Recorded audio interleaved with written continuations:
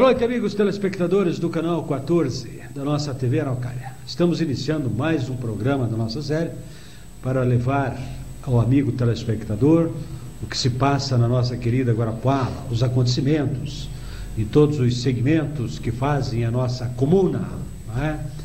Nós estamos aí hoje, sendo o nosso município, principalmente ali a Praça Cleve, sendo palco de uma filmagem da Terra Incógnita, né? É um curta-metragem de 15 minutos abordando o tema sobre a terceira idade, né? Está aí o ator global e o produtor guarapuavano, filho do amigo nosso, do Gilberto Baroni, o Rodrigo Baroni, e o ator global que é o Amaral, esqueci o nome do ator, se lembra? Amaral. O Amaral todo mundo sabe quem é. O Amaral, inclusive, é guarapuavano, né? E está aí fazendo, então, voltando, nos visitando aí, fazendo esse curta-metragem. Essa é uma grande notícia que nós temos aí, né? Nós,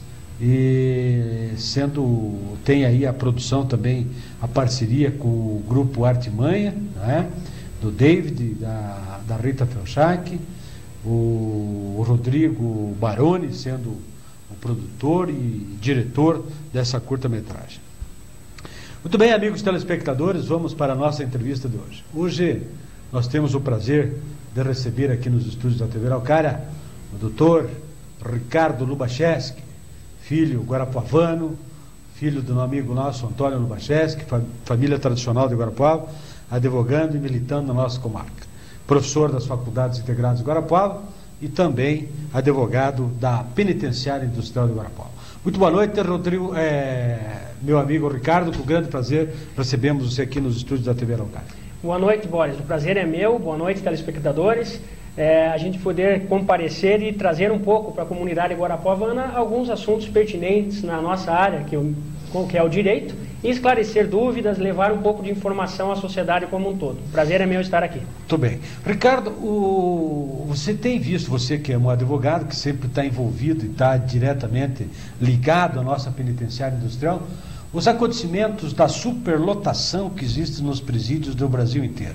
Nós vimos recentemente, inclusive lá no Rio de Janeiro, a Casa de Custódia, lá no bairro do Benfica, um palco ontem de 130, parece-me, presos, fugiram, mortos, enfim, uma balbúrdia que está o sistema penitenciário nacional. Como é que você vê essa situação? Adianta construir, até quando nós vamos construindo novas unidades penitenciárias desse Brasil para atender essa demanda? Veja bem, Boris, o problema, como você bem falou, é sério. Isso é um problema que assola o Brasil. A nossa população carcerária é muito grande, a lei é branda, o judiciário faz o que pode, mas as pessoas são presas e em pouco tempo elas retornam ao convívio social. A superlotação está aí, a questão não é de ficar construindo, e sim como gerenciar essas penitenciárias, essas unidades. Reduzir o número, fazer unidades menores, que tenham um gerenciamento que funcione para e passo com a iniciativa privada também, para que se possa ter êxito e buscar a recuperação daquele que em pouco tempo retornará ao convívio social, né? Como exemplo acontece em Guarapuava, aí a nossa PIG, que desde 99, da sua inauguração, vem funcionando e vem funcionando bem, né? Por essa parceria e essa filosofia de dar trabalho ao interno, ao preso, né? Para tentar a sua ressocialização. Você acha que não é um custo muito caro, muito elevado para a recuperação social do detento, uma penitenciária do porte do tipo, ou esse grande contingente de penitenciárias que vão ser construídas ainda no Paraná? Não é um custo muito caro para ter esse pessoal lá na recuperação do detento? Veja bem, Boris, a questão de custo ela existe, mas vamos dizer, um mal necessário. Veja bem, aquele que comete delitos e que infringe a lei e que é punido pela justiça, certo, ele tem que ser tratado, isso nós não vamos escapar. Então, só que não adianta você gastar numa penitenciária, colocar o cidadão lá, deixar preso 2, 3, 10 anos e ele retornar pior para a sociedade. Então, o custo deve haver, mas deve ser aproveitado, justamente para que futuramente se invista em menos na parte preventiva. Quanto mais você tentar a ressocialização daqueles que infringem a lei, a reincidência diminui. E diminuindo, você tem que investir menos nas políticas de prevenção. Então, é um mal necessário e tem que ser bem usado. Esse dinheiro na forma de administrar, de realmente dar o tratamento penal a quem comete os delitos. Eu tomei conhecimento esses dias através da Gazeta, o Paraná vai construir mais 10 penitenciárias. Veja, meu amigo telespectador, 10 penitenciárias. Eu acho que é um investimento vultuoso, certo? Eu acho que a demanda tá falido o sistema penitenciário, mas eu acho que o enfoque deveria ser gasto mais na educação, Ricardo. Você é professor da faculdade, sabe como é que é isso? Porque nós temos um velho ditado que diz assim: vamos investir na criança agora para que não possamos prendê-la no futuro, coisa parecida assim. Com certeza, Boris. Bem levantada essa sua questão. Não é só a sua. Acho que a maioria da população tem essa visão e acredito que gera essa dúvida. O que acontece? Veja bem a minha posição, Boris. São dois problemas diferentes. O problema do trabalhador da educação e o problema do detento, né? Então, não é deixando de construir as penitenciárias que você vai resolver o problema da educação ou o do trabalhador. O fato é que nós temos que exigir da nossa política de governo, que arrecada muito bem com a carga de impostos do nosso país, que é uma das maiores do mundo. Maior do mundo. E exigir o quê? Que se ataque o lado do trabalhador, que se dê o salário mínimo maior possível, que se dê condições para essa família desse trabalhador prosperar, educando suas crianças, para que se afastem da miséria e, consequentemente, da criminalidade. E, por outro lado, você tem que tratar o que infringe a lei, porque amanhã ele vai estar na rua de novo, vai estar na fila do supermercado junto com você, com a sua esposa, vai estar pegando ônibus na rodoviária com uma filha sua, então ele vai retornar à sociedade. O que a população confunde, Boris, é que pensa que, não, vamos dar pão e água e largar o... Se, na verdade, se você fizer isso, ele em 2, 3 anos, ele está de volta à sociedade, certo? E ele vai voltar pior. Então, você tem que atacar, o governo tem que atacar os dois focos de problemas. A questão de educação, investir na educação é essencial, investir no trabalhador, que é o esteio da produção desse país para o desenvolvimento, e, da mesma forma, cuidar daquele que infringe a lei, para que ele, quando ele retornar, ele virar um trabalhador, uma pessoa digna, e não tratá-lo de uma forma escusa.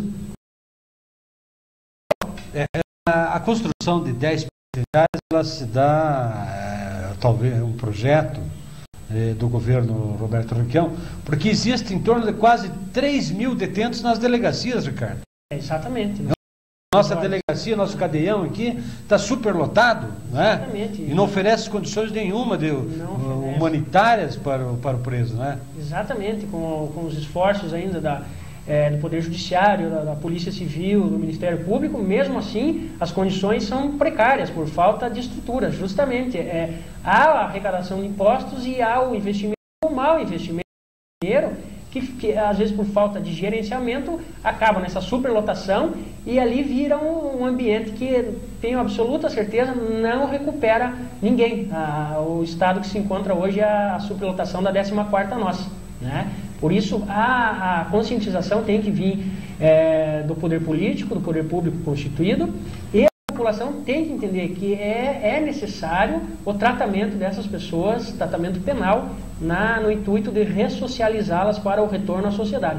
Ou, na pior das hipóteses, você faz, o legislativo vem e põe uma prisão perpétua no país, que seria um absurdo e que não resolveria o caso. E como as leis são brandas, tem que ter sistema adequado para tratar quem comete delitos. Você acha que a lei é branda?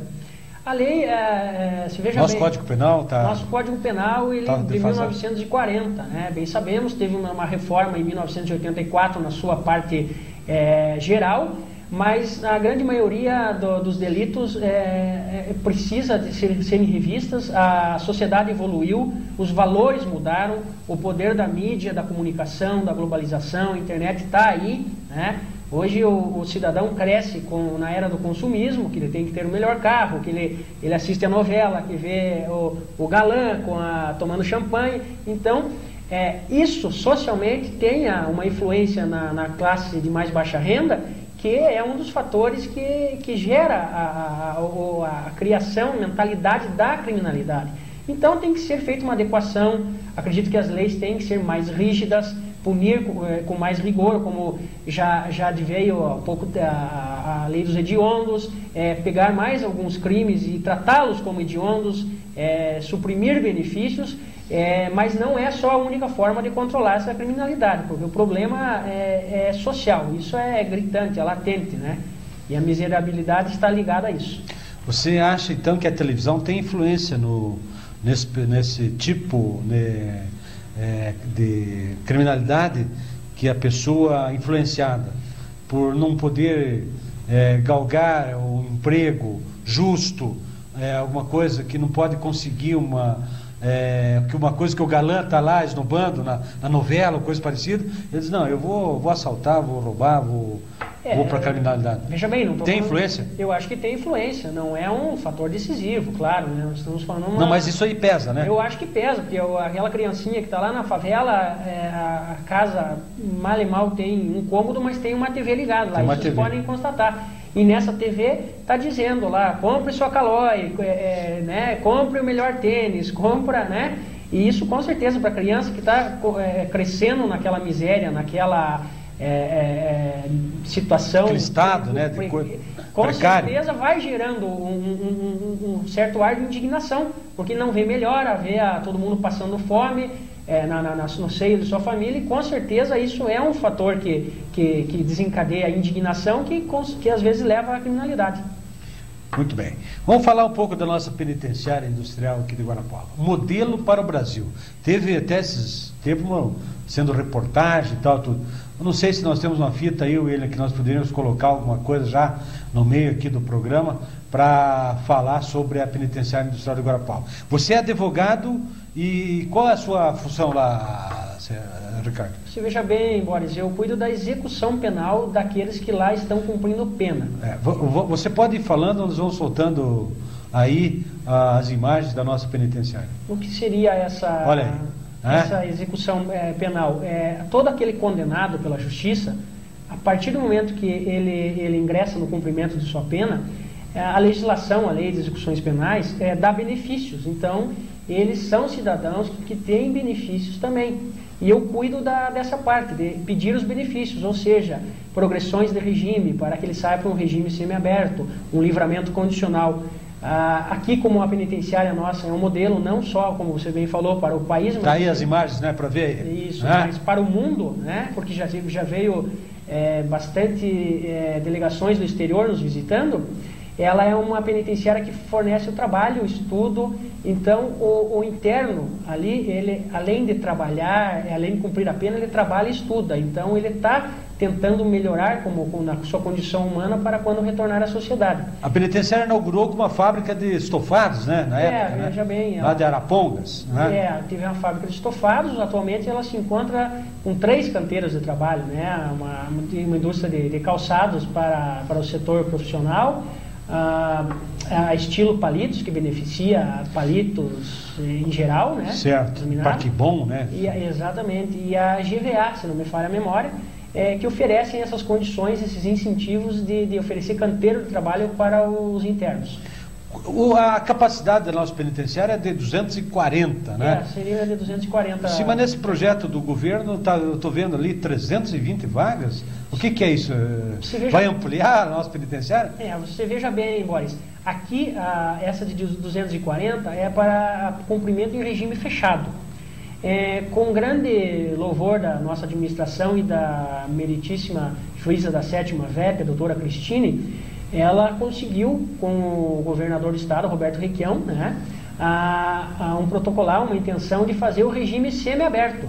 Seria uma unidade construída ao lado, ou seja, naquelas questões de progressão de regime, ele está no regime fechado, cumpre certo lapso temporal da pena, ele tem direito a ir ao regime semiaberto, que hoje atualmente só seria na colônia penal agrícola em Curitiba. Aqui não, aqui ele vai cumprir aqui mesmo em Guarapuava, vai passar para essa construção prevista para os próximos 2 anos. Então, o que facilitaria, uma vez que mas está aprovado já essa verba? Veja bem, parece, se não me falha a memória, a prefeitura já deve estar, porque terreno, né? 320 vagas aumentou. Já tem a previsão. Já 180? Mas será numa 320, outra do lado, né? Então seriam mais as 240. Mais 320 vagas, então? Sem dúvida, mais 320 para a filosofia do regime semiaberto. Certo. Então foi um grande trabalho do pessoal, inclusive da doutora Cristine. E a prefeitura parece que até já doou o terreno para que faça que vai ser dentro dessa filosofia, como funciona em Guarapuava. Recuperar é um problema que nós não podemos esquecer na sociedade. Tem que recuperar aquele que transgride a lei, porque fatalmente ele vai estilos palitos aí, ó. Exatamente. Fazendo aí palito já. Exatamente. Os internos trabalhando, né? Cada 3 dias trabalhado, Perdão? Exatamente. Ele trabalha 3 dias. Isso é um incentivo também da lei de execuções penais. É um benefício, justamente um dos benefícios que nós lá, juntamente com o Dr. Roberto, o outro advogado, fazemos em prol dos internos. Cada 3 dias trabalhados diminui 1 na pena, né? Isso é um incentivo até na busca de recuperar o cidadão que lá está. Panificadora, lavanderia. Tem tudo isso, panificadora, lavanderia, né? A barbearia. Então funciona realmente. Aqui eu constato, sou até assim, incólume para falar, porque trabalho lá, mas realmente desde 99 aqui o índice de reincidência é pouquíssimo, baixíssimo, e a gente tem ficado surpreso daqueles que saem e a gente encontra trabalhando e vê que estão recuperados. Sai até com uma profissão de lá, Ricardo? Um dos requisitos para a condição de ele sair de benefício é que ele tenha já uma proposta de emprego encaminhada, né? Claro que hoje é difícil o mercado de trabalho, mas pelo menos ele já sai com ofício, ou aprende a cortar cabelo, a lavar, a cozinhar, ou a montar lá os compensados, a fabricar sapatos. Então ele já sai com uma perspectiva. Já teve casos por exemplo, de presos que já cumpriram a pena e aqui na penitenciária e estão em regime aberto, certo? Daí eles foram deslocados lá para Piraquara? Veja bem, são 2 situações. Os que saíram de livramento condicional, que eles voltam ao retorno para o seio da sociedade, e as progressões de regimes, eles vão primeiro para a colônia penal agrícola, né? E lá da colônia agrícola, cumprindo mais um restante, daí que eles saem em regime aberto, né? Mas a condicional é a mesma coisa. Estou vendo, na prática. Viu? Biblioteca, dentista, escola, tem tudo. Tem todas as condições dignas para o interno se recuperar, são ali, né? Então, a administração está terceirizada ainda? A administração está terceirizada, né? Faz parte ainda da Humanitas, uma administração prisional, né? Que ainda desde 99 faz a administração da penitenciária com a supervisão do Estado através do corpo de direção, lá, vice-direção, né? E do departamento penitenciário. Bom, então é uma notícia que o Ricardo está nos trazendo aí, a possibilidade de nós termos mais uma unidade, né, de recuperação dos detentos, nos regimes semi-abertos, né? Exatamente. Mais para 320 vagas. Porque você veja bem a importância disso, Boris, porque às vezes... Isso, fale da importância disso. A importância do regime semi-aberto aqui, como foi bem batalhado, é que o trabalho que você faz aqui, vamos dizer, do cidadão que está 3, 4 anos aqui preso já, que você tenta recuperar, e daí ele sai do sistema de Guarapuava, do sistema diferenciado, e vai para a colônia penal agrícola ou para outra instituição, você meio que acaba perdendo o trabalho, um pouco do que você fez, desse tratamento penal que você deu para o interno, né? Agora, o benefício é que aqui eles cumprem um período, e passando para o regime semiaberto, no mesmo sistema, né, que seja nessa mesma filosofia e que funcione, o período que ele fica preso vai ser um período justamente que vai ser dado o incentivo para que ele possa se ressocializar e retornar à sociedade como abandonando a criminalidade. A matéria aqui diz o seguinte: sai penitenciária, entra casa de custódia, certo? E parece-me que tem um modelo americano lá nos Estados Unidos que os caras vão fazer essas cadeias ou essas delegacias também, casa de custódia, com prédios pré-moldados ou coisa parecida. A semi-liberdade, a proximidade da família também, esse é um benefício do semiaberto, né? Exatamente. No semiaberto, o interno, ele vai, de cada 30, 60 dias, tem as portarias, onde ele pode ir passar o final de semana com a família, né? Nas festas natalinas, etc. Então, ele tem esse contrato. Justamente é um sistema progressivo. Do fechado, ele vai para o semiaberto e depois para o aberto, né? Então ele vai se adaptando ao retorno ao convívio em sociedade. Então isso é importante, até previsto na lei de execuções penais, para que ele se adapte ao meio que ele está vivendo. E se essa adaptação ele tiver a dignidade, né, e as condições de tratamento, com certeza ele vai ser um criminoso a menos quando retornar, né? Essa é a filosofia. Mas tem Ricardo, você que vive lá, convive lá na administração da penitenciária lá, e vê os processos, você pega os processos. Tem aquele criminoso contumazo, patológico, coisa. Aí é uma questão de tratamento, ou de prisão, de pena de morte, não sei. Como é que se vê essa situação? Não, eu vejo ou aquele que cometeu um homicídio, aconteceu uma desgraça na vida dele lá e cometeu um homicídio, errou e daí tem que pagar, né? Vamos especificamente do homicídio. O que a gente vê, a grande maioria, o que ocorre, como eu falava anteriormente para você. O homicídio, digo 80%, 90% está ligado à bebida alcoólica, né? Ao pouco grau de instrução, né? Condições econômicas baixas, né? O que acontece na nossa região?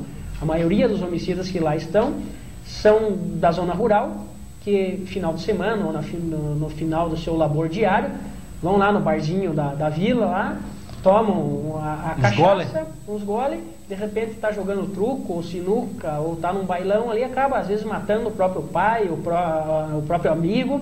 Então, para você ver que essa questão é uma questão social e está ligada a outros fatores, né? Por isso que nem você falou, cometeu um deslize. Então 90% é isso, né?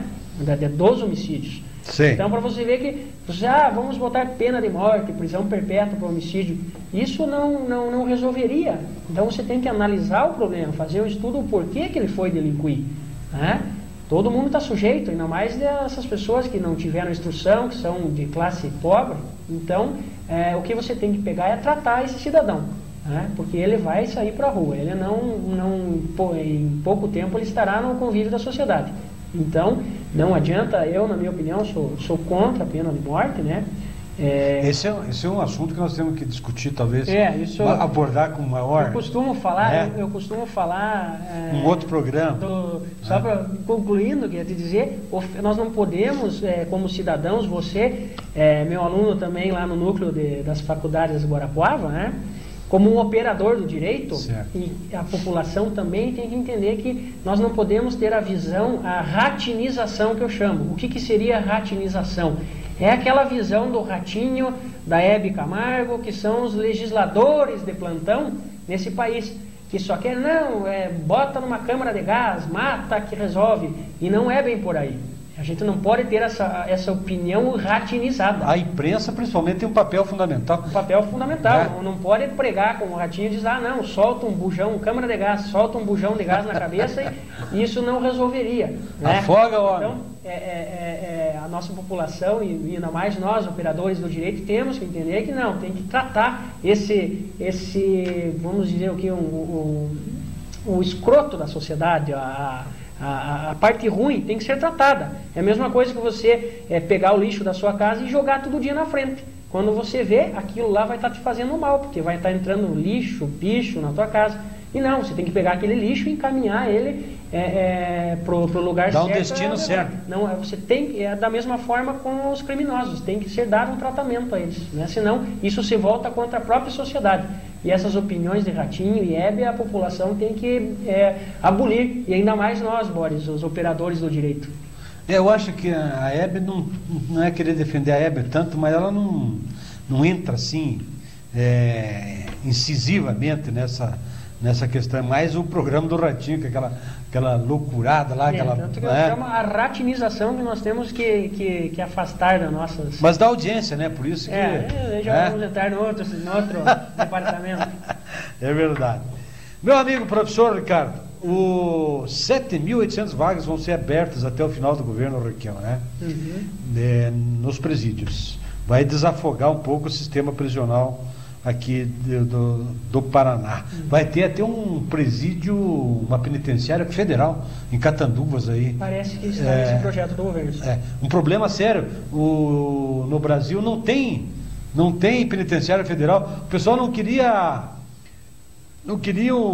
assumir aí a prisão do Beira-Mar. Beira-Mar ficava do Rio para São Paulo e não sei, ninguém queria o Beira-Mar. Não sei se você acompanhou essa situação, porque não tinha uma penitenciária federal. Vai ter aí em Catanduvas. Eu acredito que isso... Outra questão, Ricardo, não querendo intervir, mas já te interrompendo, é o fato da sociedade sempre olhar com o pé atrás essa questão de presídios, penitenciária, cadeião, essas coisas. O que você pode dizer? Nós temos aí o exemplo da nossa penitenciária que podemos tranquilizar a população com relação a isso, né? Sem dúvida. Isso aí, o sistema aqui funciona, diferenciado desses noticiários de Rio de Janeiro, São Paulo, lá onde o sistema... Não teve uma fuga, né? Aqui nunca teve fuga, né? Onde lá não funciona. Eu acredito, eu atribuo que a população tem justamente esse pensamento, porque ela olha naquela visão que eu lhe falei. Não, mas e o trabalhador que acorda às 4 da manhã, trabalha, ganha um salário e não tem o que comer? Ali os presos têm dentista, tem psicólogo, então eles olham como se o problema fosse um só, quando não é. Quando existe o problema do trabalhador e o problema do preso, né? Que os dois têm que ser atacados, né? Então, acredito que a população, vendo também o noticiário do Rio de Janeiro, que aqui lá do Beira-Mar é um absurdo, que a corrupção deve ser muito grande, porque num dia toma o celular dele e no outro dia ele aparece com 4 celulares, né? Então, é uma questão, como eu lhe falava anteriormente, não adianta construir, fazer uma estrutura imensa e se a administração não for séria. E isso emana do poder público, do executivo e etc, né? E o governo federal, já sabendo da sua carência... a corrupção é muito grande. Já sabendo disso, às vezes ele quer se excusar disso. Não vamos construir o presídio federal, porque realmente, a olhos vistos, o governo federal não dá conta de administrar e coibir isso, como está ocorrendo em Rio de Janeiro, São Paulo, etc. Que graças a Deus não ocorre em Guarapuava. É verdade. Nas devidas proporções, logicamente, nós não poderíamos nos comparar com a grande quantidade daquelas favelas lá do Rio de Janeiro. Aquilo é um problema social. É um problema social muito grande. Que gera todos esses problemas. Tanto é que nessa fuga lá, a corrupção está muito latente nesse meio, que parece que foi o carcereiro que liberou os presos. Além do fato da corrupção, tem os grandes monopólios de traficantes, etc., que às vezes eu não preciso nem corromper o funcionário. Às vezes o funcionário tem o seu salário baixo, eles simplesmente fazem na base da ameaça, né? Eles ameaçam, não, se você não colaborar com o pessoal, nós sabemos onde você mora, sabemos que você tem filhos, família. Então, às vezes, até a pressão, a parte psicológica e a ameaça que ocorrem essas situações, né? Muito bem. Doutor Ricardo, nós estamos 30 minutos já de conversa, né? Boa, agradável papo aqui, falando sobre a nossa penitenciária industrial. Não sei se mostraram todas as imagens lá, William, como é que está. E o nosso telespectador, com certeza, para visitar lá, pode visitar a penitenciária? Não, veja bem, Boris, aos meios de comunicação tem que ter um prévio agendamento, né? Tem que ter. Agora, as visitas são para os familiares, né, dos internos, certo. Desde que agendem, passem pelo setor de serviço social lá para fazer um cadastro, para ver o vínculo familiar que tem, passe por uma conversa com o setor de psicologia e para que é feita uma triagem realmente na visita para que se evitem problemas, né? Então é bem rigoroso. E os meios de comunicação sempre, eu vejo lá a direção, a doutora Dilza e o pessoal do DPI estão abertos a mostrar, que acho que é um trabalho que tem que ser enaltecido porque funciona. Nós precisamos agendar aí também uma entrevista com a diretora, doutora, não é o nome dela? Doutora Dilza. Doutora Dilza, para nós vir falar sobre os avanços nesse... com certeza, nosso penitenciário é modelo, né? Foi um avanço aí para o sistema prisional. Ricardo, quero deixar aberto o convite. Você sempre seja bem-vindo aqui nos estúdios da TV Araucária, trazendo notícias como essa aí, provável aumento de vagas no semiaberto. E também vamos fazer aí, agendar com você, na medida do possível, algumas outras entrevistas, falar sobre outros assuntos de interesse da nossa população. Com certeza, Boris, o prazer é meu. Cumpre ao operador do direito também trazer informações, esclarecimentos à população, né? Principalmente no nosso ramo, e quando tiver o direito em debate, aí, com certeza eu lhe trarei informações compactas e necessárias para a população. O prazer é meu e sempre estarei à disposição. Só o convite, quando houver, estarei de prontidão aqui para esse bate-papo. Obrigado. Nosso primeiro programa, logicamente, foi sobre a PIC, sobre vara de execução penal, né, e na área criminal. Mas tenho certeza que nós, nos próximos programas com o professor Ricardo, nós iremos abordar outros segmentos do direito, né? Direito constitucional, direito consumidor, direito civil, direito de família. Direito de família. Nós estaremos abordando aqui todos os outros segmentos do direito. Amigos telespectadores, muito obrigado pela sua atenção e contamos com a sua presença, sua audiência para um próximo programa, né? Uma nova entrevista e um novo programa. Tenham todos uma boa noite, nosso muito obrigado e até o próximo programa. Obrigado, Ricardo. Obrigado a você, Boris.